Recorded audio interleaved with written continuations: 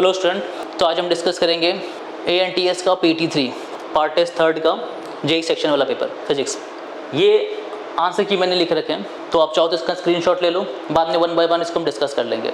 Okay, तो question number 1 में which of the following is incorrect about non uniform circular motion where AC centripetal acceleration and AT is tangential acceleration. तो question number 1 में देखते हैं, है ना, non uniform circular motion है इस तरह से, दैट मीन्स की स्पीड वेरी कर रही होगी। तो हम देखिए v डॉट ओमेगा, सपोज मान लेते हैं पार्टिकल ऐसे घूम रहे हैं ना, इस सेंस में, ठीक है, यहाँ वेलोसिटी इसकी है। ओके, तो ओमेगा क्या होगा, आउटसाइड होगा, है ना। अगर पार्टिकल अगर ऐसे घूम रहा है तो ओमेगा होगा इसका आउटवर्ड। तो दोनों परपेंडिकुलर है, तो पहला ऑप्शन तो सही है ना, ए ऑप्शन तो सही है। सेंट्रीपिटल एक्सेलरेशन, अपने को पता है कि सेंट्रीपिटल एक्सेलरेशन होता है तो वो सेंटर की तरफ है, AC, है ना। सेंट्रीपिटल एक्सेलरेशन और वेलोसिटी में 90 डिग्री एंगल है ना। एक पल के लिए मान लेता हूँ कि इसकी स्पीड बढ़ रही है, ए टेंजेंशियल भी इसके पास है, ऐसा कुछ। अगर स्पीड बढ़ेगी तो AT और वेलोसिटी की डायरेक्शन सेम होगी, स्पीड अगर घटेगी तो वेलोसिटी और AT की डायरेक्शन अपोजिट होगी 180 डिग्री में। तो वेलोसिटी और ओमेगा 90 डिग्री में, उनका dot product 0। Second option check करते हैं, सेंट्रीपिटल एक्सेलरेशन इस साइड है, वेलोसिटी इस साइड, अगेन दोनों वेक्टर 90 डिग्री है, सेकंड ऑप्शन भी सही है। ओमेगा और AC, तो ओमेगा है, अगर पार्टिकल अगर ऐसे घूम रहा है तो आउटवर्ड है ना। ओमेगा और सेंट्रीपिटल एक्सेलरेशन, इनके बीच में भी एंगल बन रहा 90 डिग्री, तो ये वाला ऑप्शन भी सही है। डी अगर हम बात करें तो V और AT, तो इसमें दिखा रहा है कि V और AT का डॉट जो है वो 0 आ रहा है, ऐसा नहीं होगा। अगर स्पीड बढ़ेगी तो वेलोसिटी और A टेंजेंशियल के बीच में एंगल है 0 डिग्री, तो ये डॉट प्रोडक्ट इसका 0 नहीं होने वाला, हो ना, क्योंकि दोनों के बीच में एंगल 90 डिग्री नहीं बन रहा है। तो इसका आंसर हो गया डी ऑप्शन इनकरेक्ट है। ओके, क्वेश्चन नंबर 2 में कह रहा है a particle moves in XY plane with XY plane on a circular path, radius दे रखा है 10 मीटर, ऐसा कुछ मान लेते हैं, है ना। सेंटर ओरिजिन पे, तो यहाँ मान लिया सेंटर इसका। तो अपने को बताना है its velocity vector eight point 0,10, यहाँ पे बताना है वेलोसिटी किधर होगी इसकी 0,10 पे, ठीक है। ये है y axis and this is x axis. Okay, speed दे रखी है 20। अब इसमें बोल रहा है कि angular velocities along z axis, अगर ये x है ये y है ना, तो z एक्सिस मतलब बाहर की तरफ, इसका मतलब पार्टिकल जो है ना वो ऐसे घूम रहा है, एंटी क्लॉकवाइज सेंस में, इस तरह से घूम रहा है ना। अगर ऐसे रोटेट कर रहा है तो यहाँ जो इसकी वेलोसिटी होगी वो इधर होगी, इस डायरेक्शन में इधर होगी, ठीक है। ओमेगा बाहर की तरफ दे रखा है, मतलब पार्टिकल एंटी क्लॉकवाइज सेंस में रोटेट कर रहा है, तो यहाँ पे स्पीड इस साइड होगी। तो अगर वेक्टर फॉर्म में देखें तो -i कैप, है ना, तो 20 -i cap, option B. Third question देखते हैं, क्वेश्चन नंबर 3 स्टार्ट करते हैं। 2 satellite P and Q are moving in different circular orbit, earth का रेडियस दे रखा है कुछ r, है ना, इस तरह से, ठीक। तो अपने पास फॉर्मूला होता है, अगर हम g की बात करें, g at any height h, it is gm upon r plus h का होल स्क्वायर, ऐसा होता है। ओके, अब इसमें दे रखा है hp की वैल्यू r/3 और अपने को hq निकालना है। तो g एट पॉइंट p अगर हम बोले तो ऐसा बोल सकते हैं gm upon r plus p की हाइट कितनी दे रखी है r/3, ये आ गया gm, इसको अगर सॉल्व करेंगे कितना आ जाएगा, ये 16r² इंटू में 9, ये आ गया, इसको बोलते हैं इक्वेशन 1। और gq की अगर मैं बात करूँ तो ये हो जाएगा gm upon r plus hq का होल स्क्वायर। ऑलराइट, तो अगर हम देखें क्वेश्चन में दे रखा है GP/GQ 36/25। ओके, तो ये भी देख लेते हैं, तो GP इट इज़ 36/25, 36/25।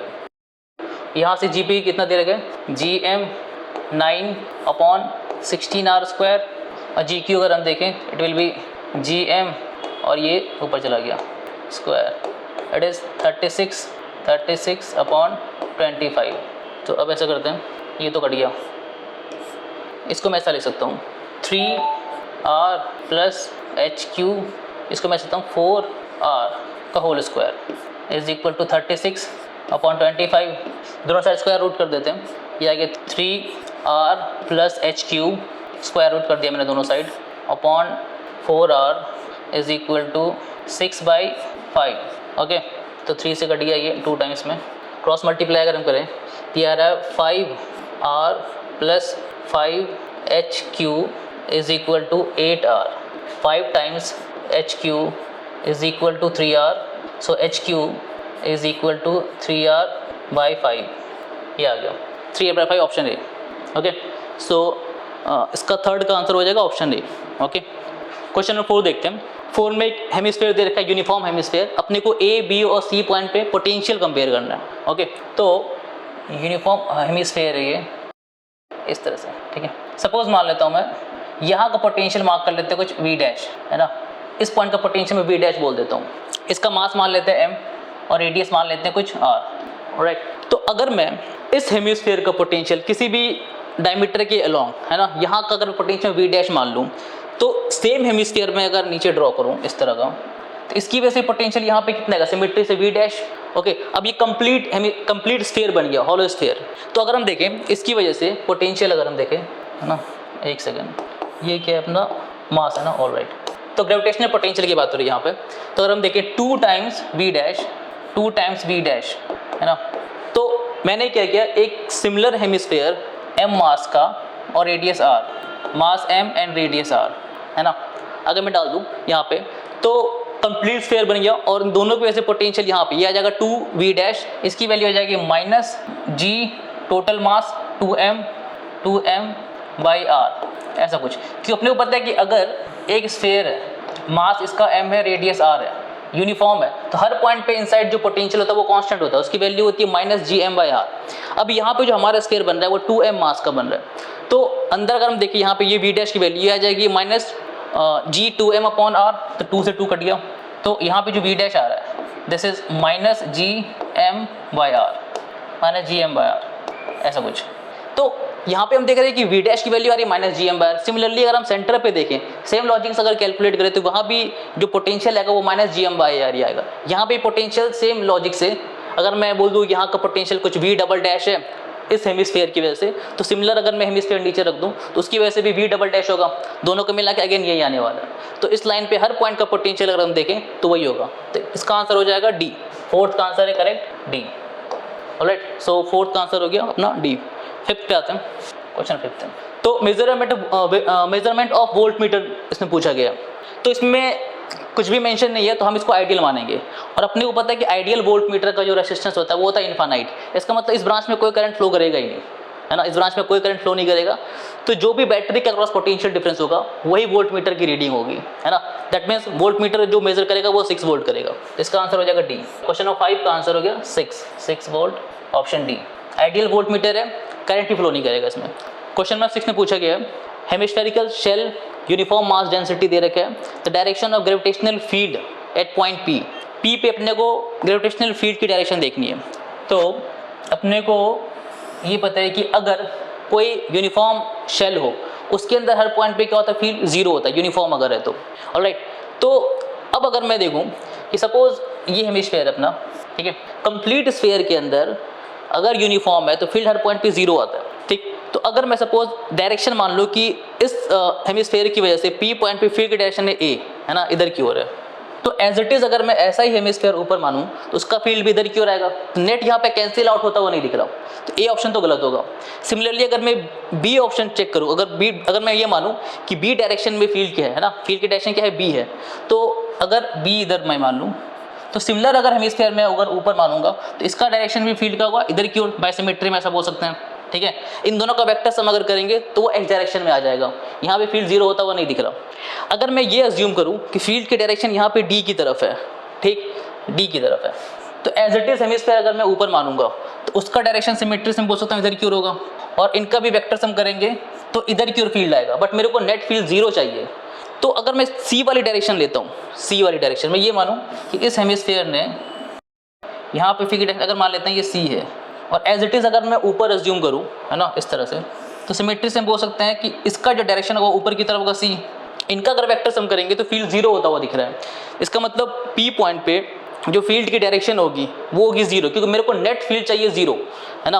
तो अगर इस हेमिस्फीयर ने अगर ऐसा डाउनवर्ड अगर इलेक्ट्रिक फील्ड प्रोड्यूस किया, अच्छा ग्रेविटेशनल फील्ड की बात हो रही है ना, तो ग्रेविटेशनल फील्ड अगर डाउनवर्ड प्रोड्यूस किया तो एज इट इज अगर मैं ऊपर की ओर मानूंगा तो उसका फील्ड होना चाहिए अपवर्ड, सच दैट कि नेट जीरो हो जाए। ऑलराइट, तो करेक्ट डायरेक्शन जो हो जाएगी वो हो जाएगी सी। तो इसका आंसर हो गया सी। सिंस की ग्रेविटेशनल फील्ड यूनिफॉर्म शेल के अंदर जीरो होती है, दैट्स वाई हम बोल सकते हैं कि पी पॉइंट पे इस हेमिस्फीयर की वजह से ग्रेविटेशनल फील्ड डाउनवर्ड होगा सी डायरेक्शन में। ओके, सो मूव करते हैं क्वेश्चन नंबर 7 की तरफ। ओके, तो क्वेश्चन नंबर 7 में बोला गया है एक रिंग है, capital M mass, radius R है, और एक स्फीयर दे रखा है, uniform sphere of mass small M दे रखा है ना, और अपने को gravitational force exerted by the ring on this sphere, है ना। रिंग जो है स्फीयर पे कितना gravitational force ring on the sphere कितना फोर्स लगाती है। तो ये कुछ सिचुएशन है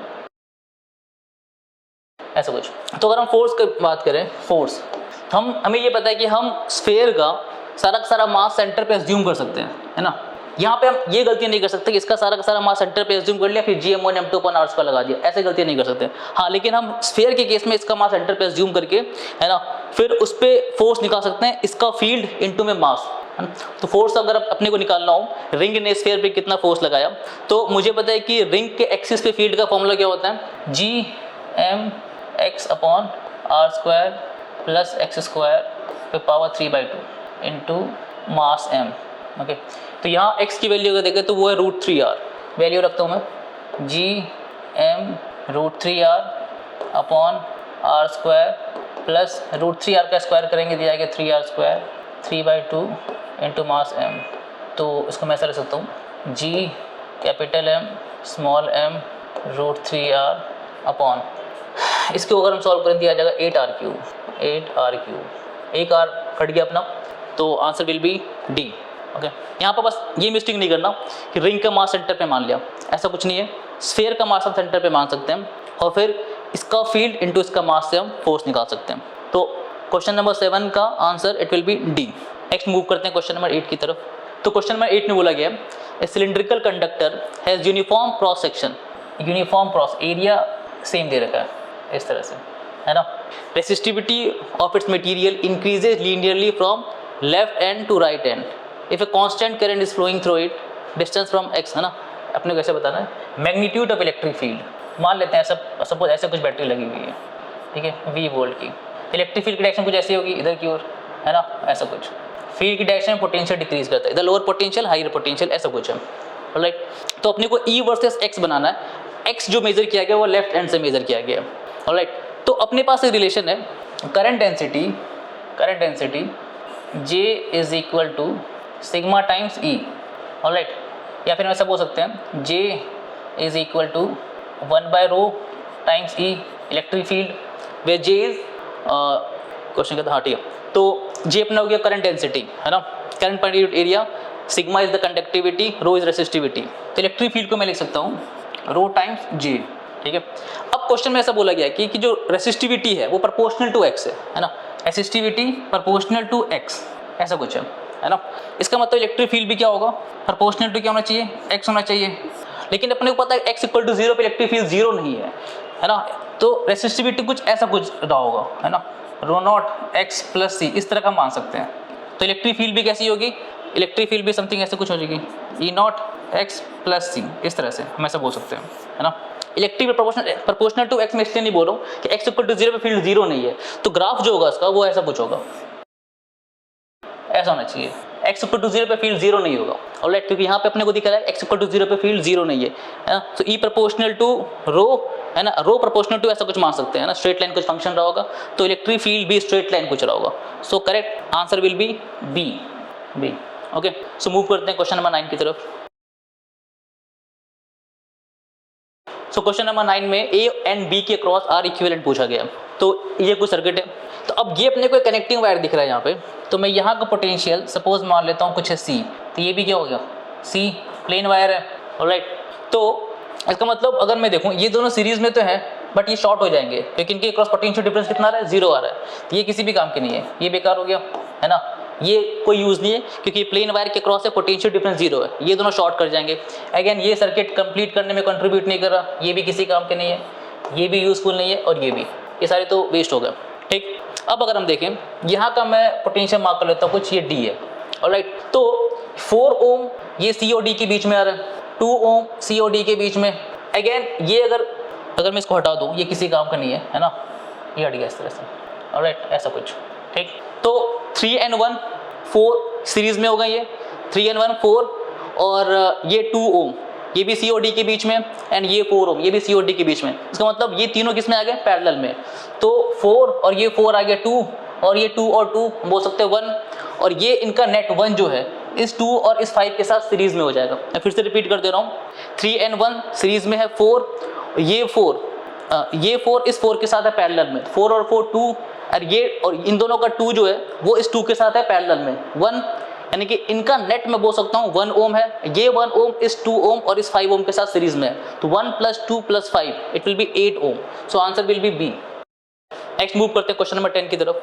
तो क्वेश्चन नंबर 10 में वोल्ट मीटर की रीडिंग पूछी गई है। तो ऐसा कुछ सर्किट डायग्राम है। तो मैं ऐसा करता हूँ, मैं इस ब्रांच में कितना करंट फ्लो कर रहा है वो कैलकुलेट कर लेता हूँ, है ना।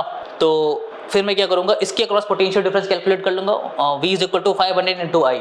तो रेस्ट जो पोटेंशियल डिफरेंस आएगा वो इन दोनों के अक्रॉस ही आएगा। एक तो मेथड ये है, दूसरा मैं करंट निकाल के कुछ I1 इधर भेज दूँ। अच्छा, I1 की डायरेक्शन मैंने उल्टी बना रखी है, I1 कुछ ऐसा आएगा, है ना, इधर से करंट आ रहा है ना, सो ठीक है, इधर कुछ I1 ये I2। तो कर या तो I कैलकुलेट करके I1 I2 डिस्ट्रीब्यूट कर दो, देन 1000 × I1 रीडिंग ये 1000 × I1 हो जाएगी, या फिर दोनों पैरेलल में 500 × I2, ये भी ठीक है। दूसरा मेथड है कि इसके अक्रॉस पोटेंशियल डिफरेंस निकाल लेते हैं, फिर 10 में से माइनस कर देंगे, तो रेस्ट जो होगा वो इसके अक्रॉस आएगा।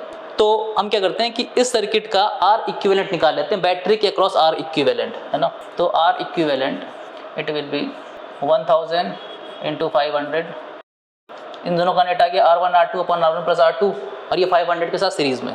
इसको सॉल्व कर लेते हैं इतना।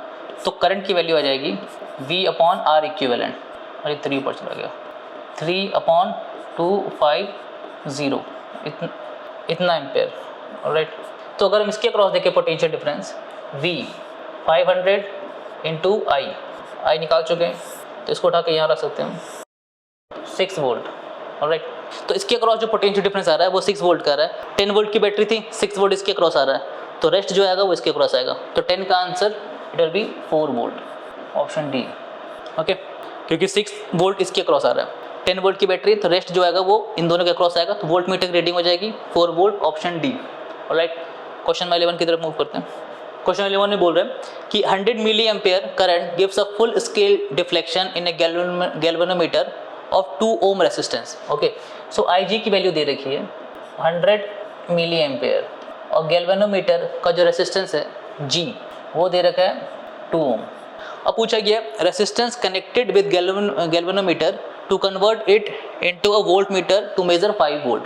तो हमें पता है कि अगर हम किसी गैल्वेनोमीटर को वोल्ट मीटर अगर बनाना चाहें तो हम क्या कर सकते हैं, एक रेसिस्टेंस इसके सीरीज़ में ऐड कर देते हैं, और हाइयर वैल्यू का रेसिस्टेंस सीरीज़ में ऐड कर दिया, तो ये हमारा बन जाता है वोल्ट मीटर, है ना, इस तरह से। अब हमें पता है कि करंट की वैल्यू कितनी है इसमें, इससे ज़्यादा करंट नहीं जा सकता इस ब्रांच से। इसकी वैल्यू दे रखी है 2 ओम, हम चाहते हैं रीडिंग हमें कितनी मिले 5 वोल्ट की। ऑलराइट, तो अगर हम देखें voltage V = that is I into में R, इस सर्किट का total resistance that will be R + G, और हमें 5 वोल्ट का पोटेंशियल डिफरेंस चाहिए, मतलब वोल्ट मीटर अपने को बनाना है जिसकी रीडिंग 5 वोल्ट तक जा सके। तो 5 और करंट है 100 मिली एम्पेयर, तो इसको 100/1000 कर देता हूँ मैं। R अपने कैलकुलेट करना है, G की वैल्यू दे रखी है 2 ओम, ये आ गया 50 R + 2, सो R की वैल्यू आ गई 48, सो इसका आंसर हो जाएगा D। ओके, सो मूव करते हैं नेक्स्ट क्वेश्चन में। क्वेश्चन नंबर 12 में बोला गया कि 12 ओम के क्रॉस जो है वो in the circuit of joining figure the current through 12 ओम। अच्छा, 12 ओम के थ्रू कितना करंट पास करेगा, तो मैं सर्किट बना लेता हूँ। ओके, तो ये 5 वोल्ट की बैटरी, 5 वोल्ट, ये 5 वोल्ट। तो अगर मैं यहाँ का पोटेंशियल मान लूँ 0, तो ये आ गया 5 वोल्ट, ये 5 वोल्ट, लो से हाई जा रहे हैं, पोटेंशियल बढ़ गया, इधर लो से हाई गए 5 वोल्ट, ये भी 5 वोल्ट। ओके, तो 12 ओम के क्रॉस जो पोटेंशियल डिफरेंस आ रहा है वो आ रहा है 0, तो करंट कितना आ जाएगा 0, इसमें कोई करंट नहीं जाएगा, I विल बी 0, बाकी मुझे ड्रॉ करने की जरूरत नहीं है ना। सो इसका आंसर हो गया D। सो क्वेश्चन नंबर 13 स्टार्ट करते हैं। सो क्वेश्चन नंबर 13 में बैटरी के क्रॉस R इक्विवेलेंट पूछा गया, तो मैं इस टर्मिनल करने कुछ रख देता हूँ A और ये B।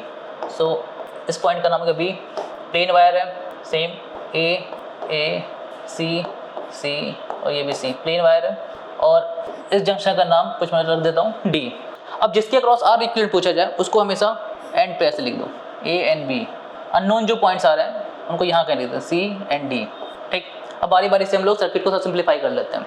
अगर मैं देखूँ ये वाला 10 ओम ए एंड सी के बीच में आ रहा है 10, ये अगेन ए एंड सी के बीच में है, ठीक है। ये किसके बीच में है, B and C 4 ohm, alright. ये अगर हम देखें तो बी एंड डी के बीच में 8, ये किसके बीच में आ रहा है, बी एंड डी के बीच में 8, ठीक है।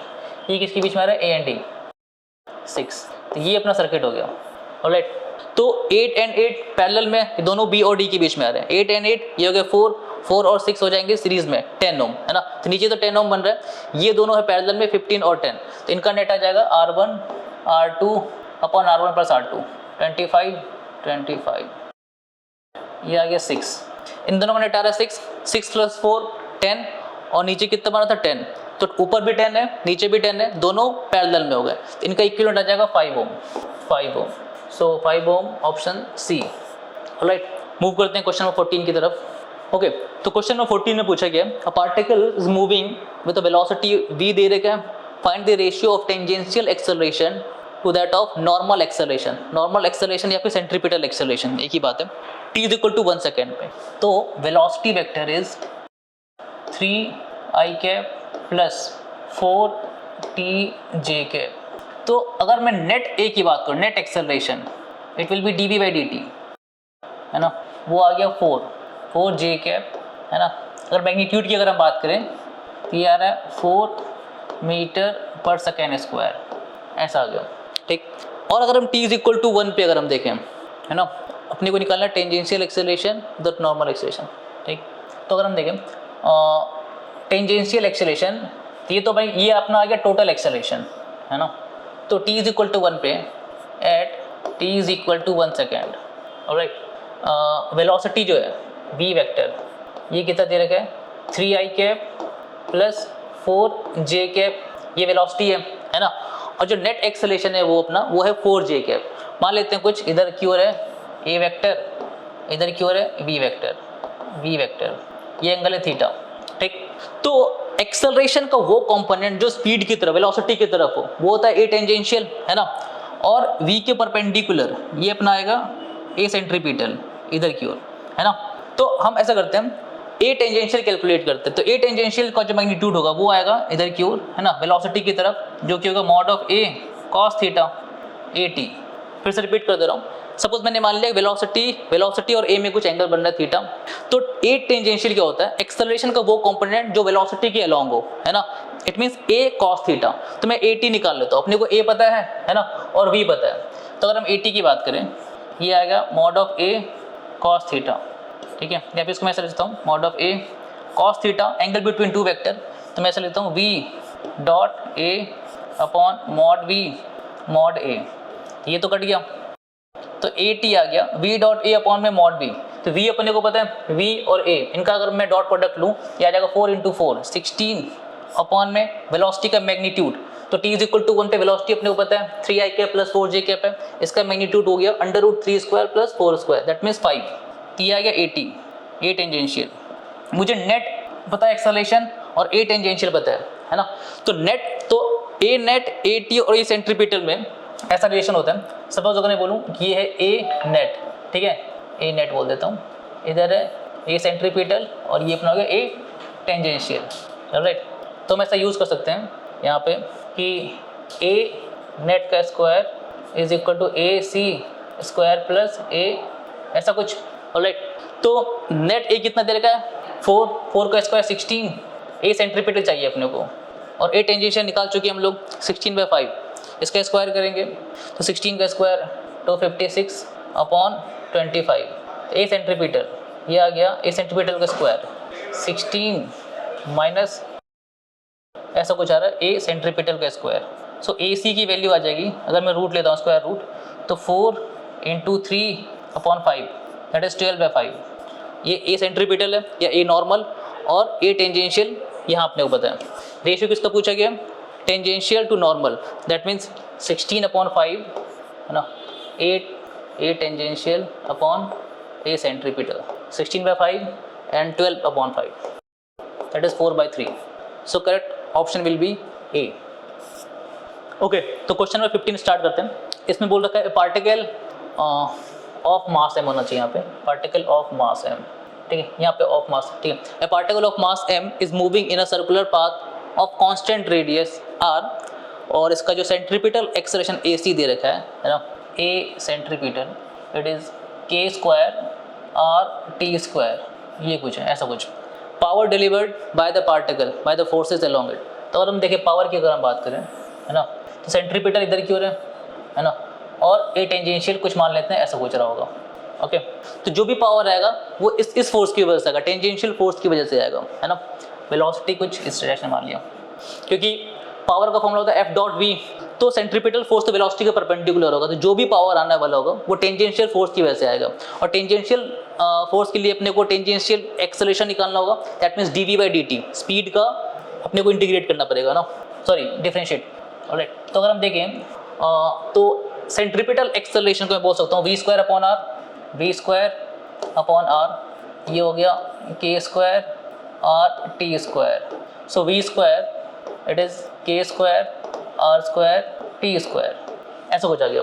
तो मुझे ए टी चाहिए, दैट मीन्स 2, इसको मैं डिफ्रेंशिएट कर रहा हूँ टाइम के रिस्पेक्ट में, तो 2v dv by d T, 2v dv by d T, it will B के स्क्वायर आर स्क्वायर इंटू में 2t, ऐसा आ गया, 2 से 2 हट गया, तो dv बाई डी टी है ना, ए टी, ये आ गया अपने पास k square are square t upon में v, है ना। v यहाँ से हम क्या ले सकते हैं, है ना, v चाहिए तो v हम यहाँ से ले सकते हैं के आर टी, के आर टी, है ना। v स्क्वायर अगर के स्क्वायर आर स्क्वायर टी है तो v की वैल्यू, मेरे को v की रिक्वायरमेंट है तो मैं ऐसा लिख सकता हूँ, तो ए टेंजेंशियल आ गया, कट गया के आर, है ना, टी से टी कट गया, के इंटू आर आ गया। ऑलराइट, तो पावर है F into v, F dot v, है ना, तो फोर्स हो जाएगा mass into acceleration a t, और v अपने को पता है के आर टी है, v square equal to k square are square t है, तो ये आ जाएगा के आर टी। तो मास ए टी कैलकुलेट कर चुके हैं यहाँ पे, के इंटू में आर, और ये है के आर टी, के आर टी। ऑलराइट, है ना, ए टी की वैल्यू मैंने यहाँ रख दी, तो ये आ जाएगा M K square are square T, so M K square are square T, option C.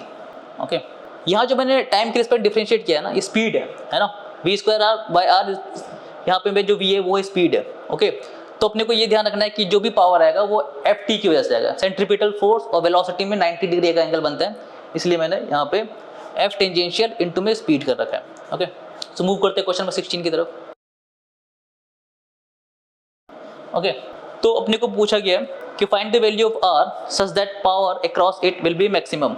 Okay, यहाँ स्पेलिंग मिस्टेक है, मैक्सिमम होना चाहिए, तो आर की वैल्यू फाइंड आउट करनी है सच दैट कि पावर जो हो इसके अक्रॉस वो मैक्सिमम आ जाए। तो मान लेते हैं इसमें करंट कुछ फ्लो कर रहा है आई, है ना, सो आई की वैल्यू होगी I, it will be V upon R plus 10 इतना एम्पेयर, है ना, सीरीज में तीनों रेसिस्टेंस सीरीज में, तो इतना आ गया। तो अगर मैं पावर अक्रॉस आर की अगर बात करूँ, ये आ जाएगा आई स्क्वायर इंटू में आर, इसका स्क्वायर करूँगा तो आ जाएगा 100 अपॉन आर प्लस 10 का स्क्वायर इंटू में आर, ये आ गया। अब मेरे को पावर का मैक्सिमाइज करना है, पावर जो है यहाँ पे वो आर का फंक्शन है ना, तो अपने को पता है कि किसी भी फंक्शन अगर ये अगर आर का फंक्शन है तो अगर मैं इसको डिफरेंशिएट कर दूँ, है ना, D P upon D R, किसी भी फंक्शन के मैक्सिमम मिनिमम के लिए क्या करते हैं, उसको हम डिफरेंशिएट करके 0 पुट कर दें, तो हमें यहाँ से आर की वैल्यू पता लग जाएगी। तो देखते हैं, तो ये अपना पावर है, तो अगर मैं इसको डिफरेंशिएट करूँ तो ये आ जाएगा, है ना, डिनोमिनेटर में ये लिखा हुआ है तो इसको स्क्वायर करो, आर प्लस 10, ये basically P by Q form है ना, जिसमें क्वोशिएंट का स्क्वायर करते हैं, इतना आ गया, ये आ गया आर प्लस 10 का होल स्क्वायर, नोमिनेटर का डिफरेंशिएशन ये आ जाएगा 100 minus 100 r, numerator as it is, denominator का डिफरेंशिएशन ये आ जाएगा 2 times r plus 10 is equal to 0, ये तो सेट जगह 0 हो जाएगा, है ना। एक r प्लस 10 भी मैं कॉमन लेके काट सकता हूँ, क्योंकि r की वैल्यू, चलो मैं उसको डिटेल में लिख लेता हूँ, ऐसा कुछ ये आ जाएगा, यहाँ पे r प्लस 10 है, यहाँ भी r प्लस 10 है, तो एक r प्लस 10 मैं कॉमन ले लेता हूँ, ये सेट जाके 0 हो गया, बचा इधर r प्लस 10 इंटू में 100 minus 200 r is equal to 0। अब ये तो 0 हो नहीं सकता, है ना, दो नंबर का मतलब अगर मैं दो फंक्शन का प्रोडक्ट अगर 0 है तो या तो ये 0 होगा या फिर ये 0 होगा, अगर मैं इसको 0 पुट करूंगा तो r की वैल्यू नेगेटिव आ जाएगी, इसका मतलब हम इसको 0 पुट कर रहे हैं। तो यहाँ से अगर हम देखें तो r प्लस 100 इंटू में 100 इज इक्वल टू, ये सट जाएगा तो आएगा 200 r, है ना, तो ये 2 से कट गया 2r, यहाँ आ गया r। अच्छा यहाँ पे मिस्टेक किया मैंने, यहाँ पे ये नहीं आएगा है ना, r + 10 है ना यहाँ पे, है ना, यहाँ r + 10 आएगा। ठीक, यार r + 10 is equal to 2r, यहाँ से r की वैल्यू कितनी आ रही है 10 ओम, ऐसा कुछ। अच्छा इसमें ये मिस्टेक कर देते हैं कुछ लोग कि उन्हें पता है कि एक्सटर्नल रेसिस्टेंस जो है बैटरी के इंटरनल के बराबर हो जाएगा, है ना, तो ये वाला लॉजिक कुछ लोग यूज़ करते हैं, r + 2 इज इक्वल टू 8, है ना, तो r की वैल्यू 6 ओम, ये गलत है, ऐसा कुछ नहीं है ना। जिस भी रेसिस्टेंस के क्रॉस पावर निकालना हो आप ऐसे ही, है ना, करंट फाइंड आउट करो, power as a function of r निकालो, डिफरेंशिएट करो, 0 पुट करो। एक तो तरीका ये है। दूसरा मेथड ये है कि जिसके अक्रॉस पावर मैक्सिमाइज करना है ना, उसकी वैल्यू सीरीज में बाकी जितने रेसिस्टेंस हैं उनके सम के बराबर होती है। मतलब इसको ऐसा मैं एज्यूम कर सकता हूँ, इस 2 ओम को भी मैं अगर इंटरनल रेसिस्टेंस मान लूँ बैटरी के साथ, तो r की वैल्यू हो जाएगी 2 + 8 10 ओम, जो कि 10 ओम आ भी रहा है ना। ये कंसेप्ट बिल्कुल ये गलत है कि जितने भी रेसिस्टेंस आ रहे हैं that is equal to small r, ऐसा नहीं होता। हाँ ऐसा हम जरूर कर सकते हैं कि this r is equal to बाकी जितने रेसिस्टेंस आ रहे हैं उन सबके सम के बराबर। सपोज अगर मैं यहाँ 2 ओम की जगह, है ना, अगर 6 ओम लेता, ओके, तो सेम क्वेश्चन रहता है अगर कि r की वैल्यू क्या हो सच दैट कि पावर जो है r के क्रॉस मैक्सिमम आ जाए, तो इस r की वैल्यू हो जाएगी, इस r की वैल्यू, है ना, इन दोनों के सम के बराबर, तो 14 ओम आ जाएगा। आप इस मेथड से करके देखोगे तो भी वही आएगा, है ना। ये एक मिसकंसेप्शन है कि this + this equal to small r, है ना, capital R is equal to small r कर देते हैं, ऐसा नहीं करना अपने को। सिंपल सा आप करंट लिखो, है ना, power is a function of r लिखो, डिफरेंशिएट करो, 0 पुट करो, ऑलराइट। अदरवाइज आप सीरीज में अगर आप देख पा रहे हो कि बाकी रेसिस्टेंस भी सीरीज में मेरे को अच्छे से दिख रहे हैं, तो जिसके अक्रॉस पावर को मैक्सिमम करना है उसकी वैल्यू बाकी सबके सम के बराबर हो जाती है। ओके, तो इसका आंसर आ जाएगा option A. So question number 70 देखते हैं। इसमें पूछा गया है कि फोर्स वर्सेस एक्स का ग्राफ दे रखे हैं, तो स्टेबल इक्विलिब्रियम की पोजीशन पता करनी है कि x is equal to x1 stable होगा या x2 स्टेबल होगा, है ना। तो देखते हैं। तो हमें पता है कि कंजर्वेटिव फोर्स जो होता है वो होता है माइनस में du/dx, ऐसा कुछ रिलेशन होता है, ठीक है। अगर मैं इसको एक बार डिफरेंशिएट करता हूँ x के रिस्पेक्ट में, तो आ जाएगा df/dx, इसकी वैल्यू आ जाएगी माइनस में d² u में dx², ऐसा कुछ, ये रिलेशन आ गया। ओके, अब हमें पता है कि स्टेबल इक्विलिब्रियम मतलब पोटेंशियल एनर्जी मिनिमम। ओके, तो किसी भी फंक्शन का अगर हमें पता है कि मिनिमा होता है तो उसका डबल डेरिवेटिव हम बोलते हैं greater than 0 for minima and double derivative is less than 0 for maxima, ये हमें पता है। ओके, और df/dx और u में ऐसा कुछ रिलेशन में मिल रहा है, ठीक। मैं फिर से रिपीट कर दे रहा हूँ, स्टेबल इक्विलिब्रियम मतलब energy minimum means double derivative उस पॉइंट पे ग्रेटर देन 0, तो ये वाली वैल्यू अगर ग्रेटर देन 0 है ना, तो df/dx वो क्या होगा, लेस देन 0। इसका मतलब हम बोल सकते हैं कि जहाँ पे स्लोप नेगेटिव है वहाँ से कैसा इक्विलिब्रियम होगा, स्टेबल इक्विलिब्रियम होगा, स्टेबल, ठीक है, स्टेबल इक्विलिब्रियम। और जहाँ पे स्लोप df/dx का स्लोप पॉजिटिव हो, ठीक है। अगर हम बात करें अनस्टेबल इक्विलिब्रियम मतलब energy maximum double derivative less than 0, अब ये क्वांटिटी अगर लेस देन 0 है तो एक नेगेटिव और है, तो ओवरऑल क्वांटिटी ये df/dx स्लोप जो हो जाएगा वो हो जाएगा पॉजिटिव। तो जहाँ पे स्लोप पॉजिटिव हो वो हो जाएगा अनस्टेबल, वो हो जाएगा अनस्टेबल, ठीक है। तो इस चीज़ को दिमाग में रख सकते हो कि हम फोर्स वर्सेस एक्स के ग्राफ से कैसे स्टेबल और अनस्टेबल इक्विलिब्रियम आइडेंटिफाई कर सकते हैं। तो यहाँ में दिख रहा है कि यहाँ पे तो स्लोप क्या है, पॉजिटिव है, slope positive means unstable equilibrium. यहाँ पे स्लोप क्या हो रहा है, इधर क्यों हो रहा है, नेगेटिव स्लोप है, दैट मीन्स यहाँ पे जो इक्विलिब्रियम होगा वो होगा स्टेबल। तो इसका आंसर हो जाएगा बी, ठीक है, इसका आंसर हो गया बी। ओके, सो मूव करते हैं क्वेश्चन नंबर 18 की तरफ। तो क्वेश्चन नंबर 18 डिस्कस करते हैं। इसमें पावर वर्सेस टाइम का ग्राफ दे रखा है, वर्क डन, है ना, वर्क डन पूछा गया। तो यहाँ अगर हम देखें 0 से अगर हम मूव करें तो एरिया कंटिन्यूसली बढ़ता जा रहा है, तो पावर वर्सेस टाइम का जो एरिया है वो अपने को वर्क डन देता है ना। यहाँ अगर हम देखें पावर वर्सेस टाइम का एरिया, है ना, यहाँ से यहाँ तक एरिया निकालूं, है ना, या फिर टाइम अगर बढ़ता जा रहा है तो एरिया क्या हो रहा है, इंक्रीज करता जा रहा है। एरिया बढ़ता जाएगा तो वर्क डन जो है हमेशा इंक्रीजिंग है, ऑलवेज इंक्रीजिंग, तो ऑप्शन सी हो जाएगा। ओके, क्योंकि एरिया कभी भी नेगेटिव नहीं हो रहा, एरिया बढ़ता ही जा रहा है। सो 18 का आंसर हो जाएगा सी। क्वेश्चन नंबर 19 देखते हैं। 19 में दे रखा है a projectile is fired with some velocity making certain angle with horizontal, ऐसा कुछ मान लेते हैं, ऐसा कुछ केस है ना। तो kinetic energy versus horizontal displacement का ग्राफ हमें देखना है। तो यहाँ पे अगर हम देखें तो काइनेटिक एनर्जी क्या होगी, सबसे ज़्यादा होगी यहाँ पे, ठीक है। जैसे जैसे डिस्टेंस बढ़ता जाएगा काइनेटिक एनर्जी डिक्रीज करती जाएगी, और हाईएस्ट पॉइंट पे हमें पता है कि स्पीड जो होती है सिर्फ क्या होती है u cos थीटा, है ना। और वी वाई कितना होता है 0, ठीक। तो अगर हम देखें कि जैसे जैसे बॉडी ऊपर की तरफ मतलब मूव करती जाएगी उसकी स्पीड कम होती जाएगी, तो काइनेटिक एनर्जी वैल्यू क्या हो जाएगी, घटती जाएगी। और जब बॉडी नीचे आएगी, है ना, तो इसकी स्पीड बढ़ती जाएगी, तो काइनेटिक एनर्जी बढ़ता जाएगा, है ना। तो ऑप्शन डी हो जाएगा। और हाईएस्ट पॉइंट पे काइनेटिक एनर्जी मिनिमम होगी, है ना। तो ये तो इसमें दे रखा है कि काइनेटिक एनर्जी बढ़ रही है, जो कि गलत है। काइनेटिक एनर्जी इसमें 0 दिखा रहा है, 0 कभी भी नहीं होगा, क्योंकि स्पीड कभी भी 0 नहीं हो रही है। हर वक्त इसके पास एक्स कंपोनेंट में स्पीड कुछ ना कुछ है, कांस्टेंट भी नहीं होगा। तो आंसर हो गया इसका डी, डिक्रीज, है ना। ऐसे डिक्रीज करते करते मिनिमम वैल्यू फिर इंक्रीज करेगी, ऑप्शन डी। क्वेश्चन नंबर 20 देखते हैं। इसमें पूछा गया X as a function of time दे रखा है, work done by the forces in first 6 second. तो एक्स दे रखा है t-3 का होल स्क्वायर। तो अगर मैं वेलोसिटी कैलकुलेट करूं dx/dt, तो यह आ जाएगा 2t-3, okay. Work done by the forces in first 6 second. तो टोटल वर्क डन जो होगा बाय वर्क एनर्जी थ्योरम हम बोल सकते हैं चेंज इन काइनेटिक एनर्जी। तो t इज इक्वल टू 0 पर अगर हम देखें, at t is equal to 0, t is equal to 0, जो v है वो है, अगर मैं 0 रखता हूँ यहाँ पे, तो यहाँ पे आ जाएगा माइनस में 6 मीटर पर सेकेंड, है ना। और t इज इक्वल टू 6 पे अगर हम देखें तो वेलोसिटी कितनी आ जाएगी, 6 - 3 × 2, 6 मीटर पर सेकेंड, है ना। t इज इक्वल टू 6 पे वेलोसिटी है 6 मीटर पर सेकेंड, और t इज इक्वल टू 0 पे इतना है ना। तो जब काइनेटिक एनर्जी लिखेंगे वो तो हाफ एम वी स्क्वायर, तो final kinetic energy initial kinetic energy क्या है, सेम ही होगी, ऑलराइट। तो वर्क डन कितना आ जाएगा 0, ऑप्शन बी। फाइनल और इनिशियल मतलब t इज इक्वल टू 0 पे जो स्पीड है, स्पीड की बात करो मैं, और t इज इक्वल टू 6 पे जो स्पीड है वो सेम है, तो काइनेटिक एनर्जी सेम है। तो by work energy theorem work done by all forces will be equal to k final minus k initial. k final और k इनिशियल सेम है, तो वर्क डन क्या आ जाएगा 0। तो क्वेश्चन नंबर 21 देखते हैं। इसमें v दे रखा है और a दे रखा है। Find the rate of change of speed पूछा गया, दैट मींस टेंजेंशियल एक्सेलरेशन पूछा गया है ना। Rate of change of speed is tangential acceleration. मान लेते हैं कुछ v इधर की ओर है, अभी जस्ट कुछ देर पहले हम लोगों ने देखा था कि a टीम कैसे कैलकुलेट करते हैं। इधर है a, ये एंगल मान लेते हैं कुछ थीटा। तो एक्सेलरेशन का वो कंपोनेंट जो वेलोसिटी के अलोंग हो वो होता है at, इधर हो जाएगा अपना at, ठीक है।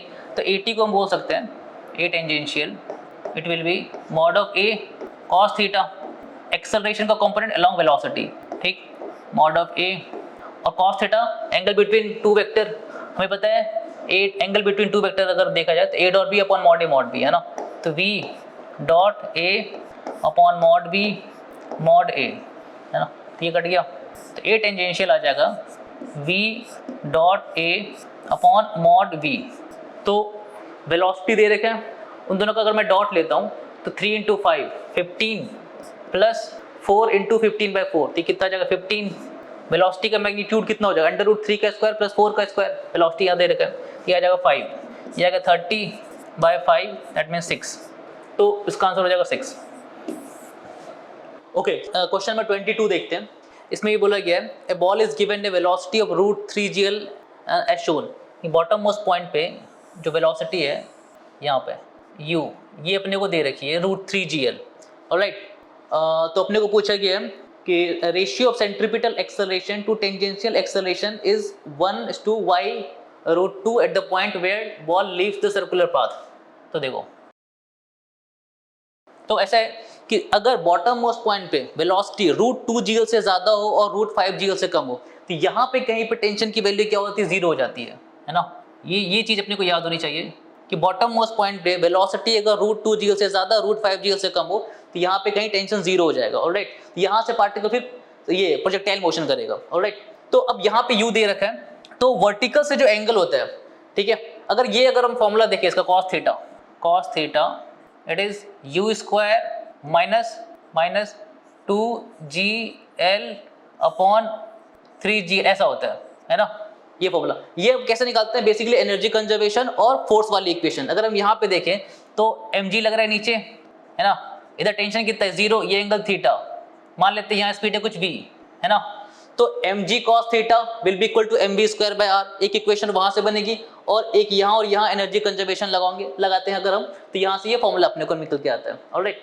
तो अब अगर यहाँ पे देखें हम, तो जो सेंट्रीपिटल एक्सेलरेशन होगा वो कौन प्रोवाइड करेगा, g cos थीटा। तो ac की वैल्यू जो होगी ac, ये तो हो गया g cos थीटा, और a टेंजेंशियल ये आएगा g sin थीटा। टेंशन तो है नहीं, यानी कि इस पे एक ही फोर्स लग रहा है mg, उसका एक कंपोनेंट प्रोवाइड करेगा रिक्वायर्ड सेंट्रीपिटल फोर्स और एक कंपोनेंट होगा mg sin थीटा जो कि प्रोवाइड करेगा टेंजेंशियल फोर्स। तो tangential acceleration is g sin theta, centripetal acceleration is g cos theta, है ना। रेशियो किसका निकालना है, AC by AT, है ना। तो AC अपॉन AT अगर देखें तो it will B g cot theta. अब यहाँ से थीटा निकाल लेते हैं, है ना। अच्छा, इस फॉर्मूले को हम मॉडिफाई कर सकते हैं। अगर मैं u को रख दूं, u की वैल्यू अगर रख दूं अंडर रूट NGL, है ना, इसको उठा के मैं अगर यहाँ रखूं, ये क्या बन जाएगा, NGL में से जी ये सब कुछ बन जाएगा, cos theta is equal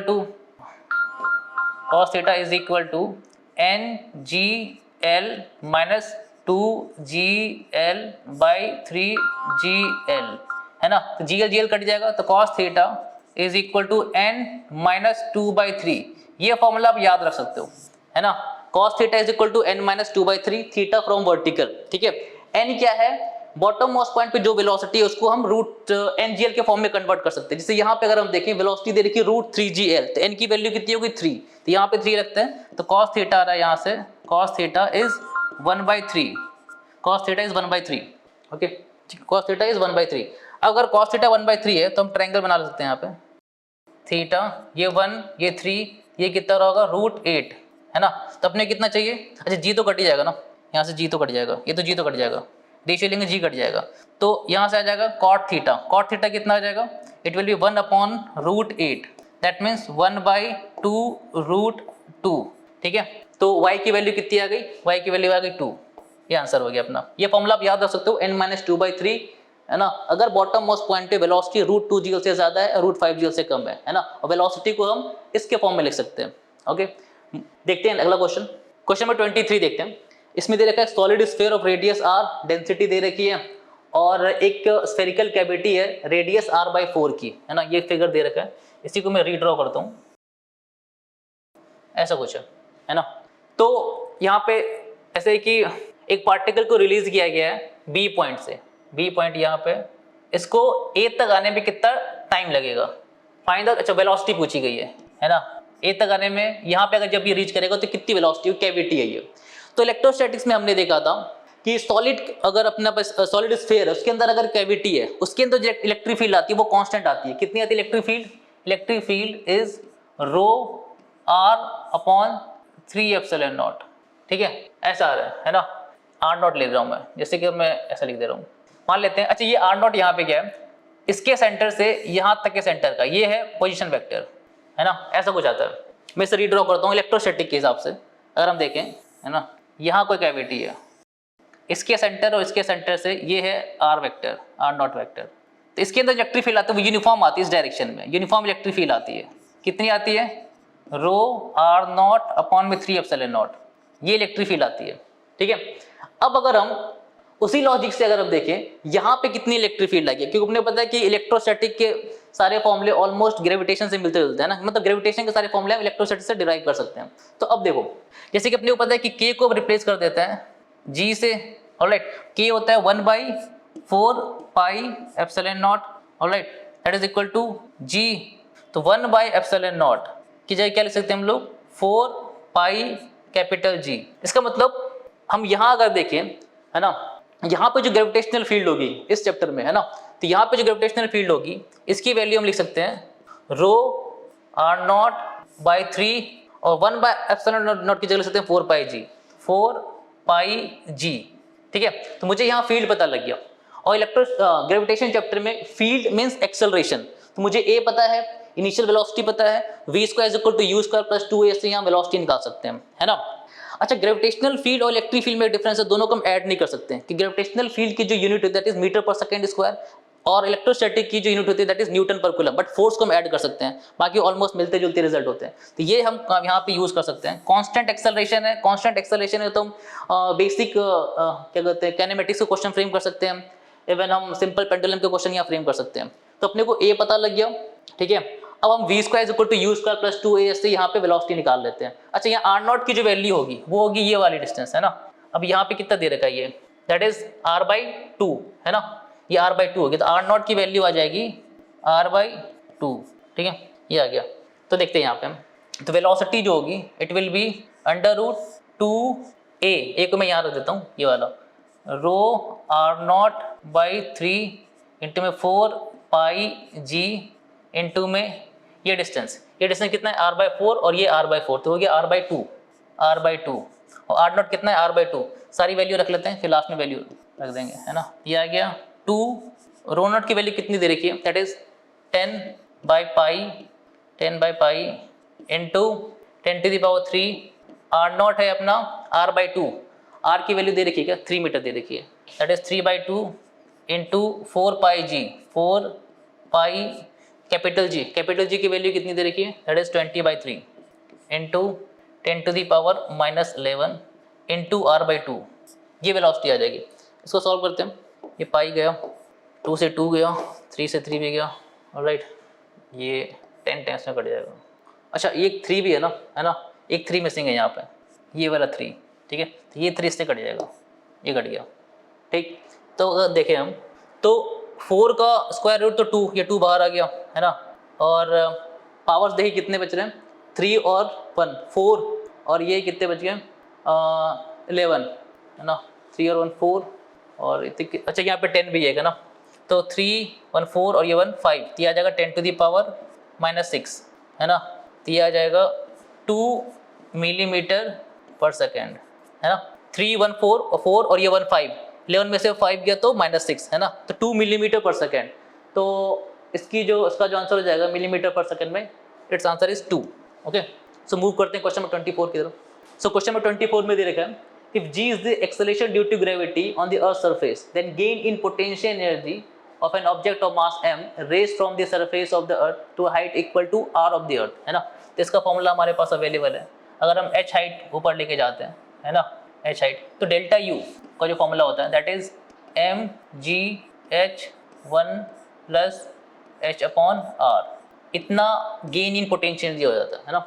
so mgh की वैल्यू दे रखी है r के बराबर, अपॉन में 1 plus r/r that is 2, so its answer is mgr/2। इसको अगर मैं इक्वल करूं इसके nmgr/2, यहाँ से अपने को मिल रहा है n it is equal to 1।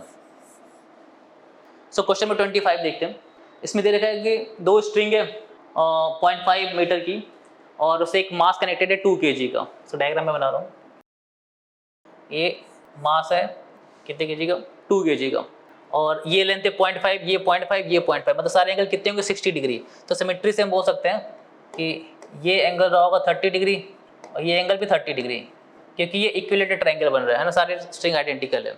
तो उसमें पूछा गया है टेंशन के रेशियो T1 एंड T2, है ना। ऊपर वाले स्ट्रिंग में टेंशन T1 बोला गया है, तो यहाँ टेंशन है T1, इधर टेंशन है T2।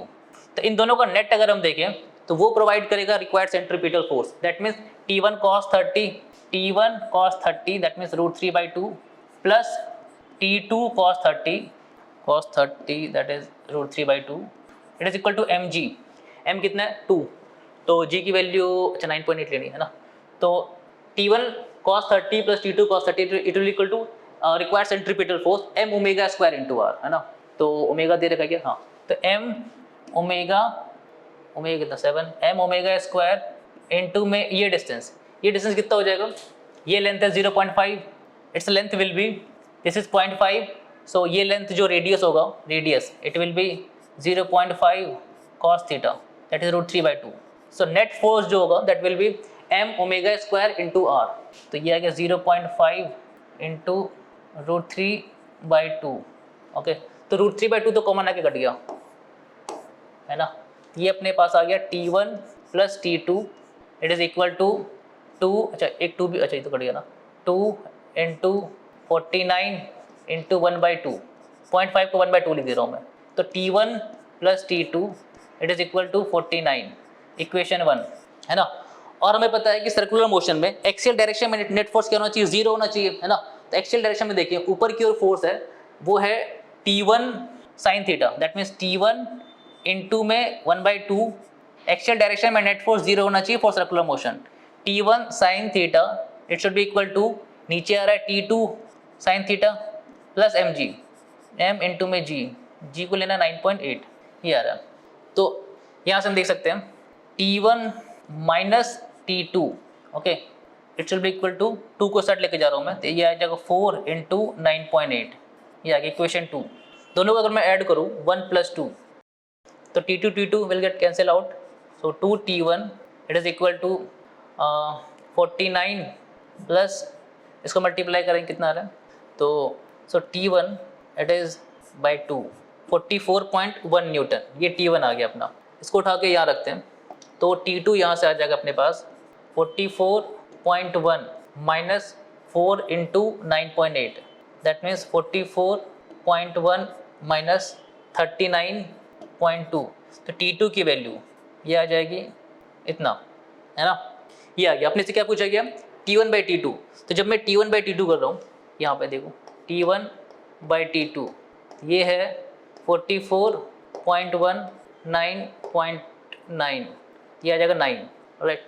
इसकी वैल्यू 44 में से 44.1 में से 39.2 गया, इट विल बी 4.9, है ना। तो यहाँ अगर हम देखें 4.9, सो आंसर विल बी 9। यहाँ कैलकुलेशन मिस्टेक है, 44.1 minus 39.2, it will B 4.9, so answer will B 44.1 divided by 4.9, it is 9। Okay, thank you.